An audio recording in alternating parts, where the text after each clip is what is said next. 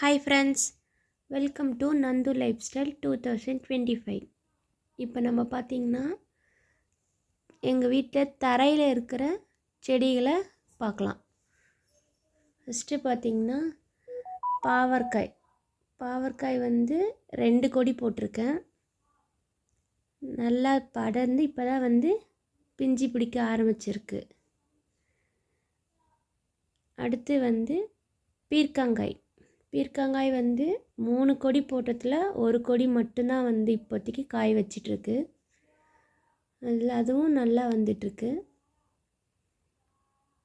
நீங்கள் வீட்டுக்கு தேவை அப்படின்னா 3 கொடி இல்லைன்னா 2 கொடி, அட்லீஸ்ட் 2 கொடியாச்சும் போடணும்.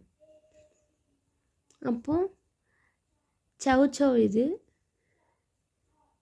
நான் கடையில் வாங்கின சவுச்சவ் வந்து வீட்டில் வந்து வச்சுருந்தது, முளைச்சிருச்சு. அது 2 வந்து எடுத்து நான் வந்து இப்போ வச்சுருக்கேன்.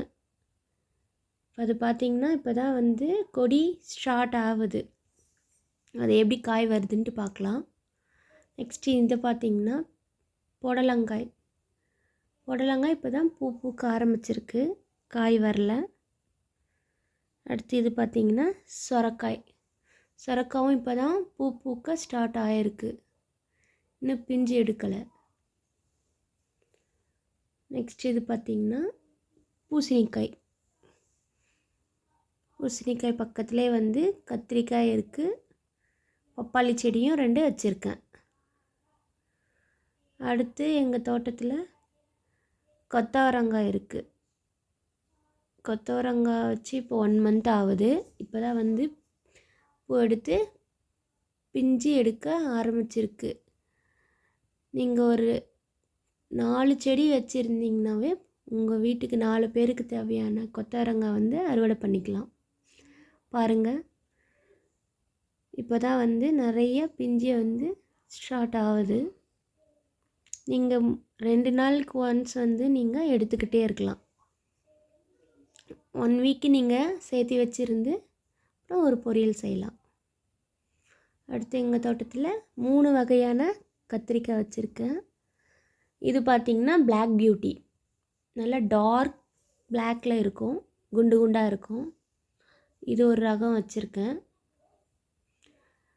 நல்லா பூ பிடிச்சி பிஞ்சும் இறங்கியிருக்கு.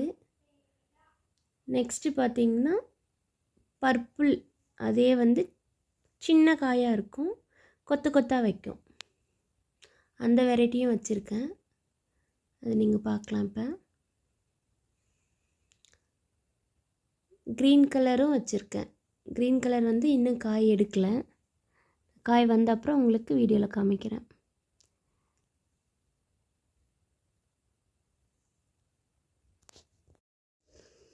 நீங்கள் பார்க்கலாம், நான் சொன்னேன் இல்லைங்களா கொத்தாக வைக்கிறோம் அப்படின்னு சொல்லிட்டு, அந்த கத்திரிக்காய் வெரைட்டி தான் இது. இதில் வந்து ஒரு 3 செடி வச்சுருக்கேன். 3 செடியிலுமே வந்து இப்போ பிஞ்சு விட்டுருக்கு. நெக்ஸ்ட்டு இது பார்த்திங்கன்னா இன்னொரு வெரைட்டி கத்திரிக்காய். அப்புறம் நம்ம தோட்டத்தில் கீழேயும் தக்காளி வச்சுருக்கேன். ஒரு 4 செடி வச்சுருக்கேன். 4 செடியில் மட்டுமே 5 கிலோ தக்காளி இருக்கும். நல்லா பெருசாக இருக்குது, நாட்டு தக்காளி இது. நேற்று போட்ட வீடியோலையும் பார்ட் 1லேயே பார்த்துருப்பீங்க, அது ஃப்ரிட்ஜ் பாக்ஸில் வச்சுருப்பேன். அதே வெரைட்டி தக்காளி தான் கீழே வச்சுருக்கேன் தரையில். ஆனால் இதோட தக்காளியோட சைஸ் வந்து நல்லா பெருசாக இருக்குது.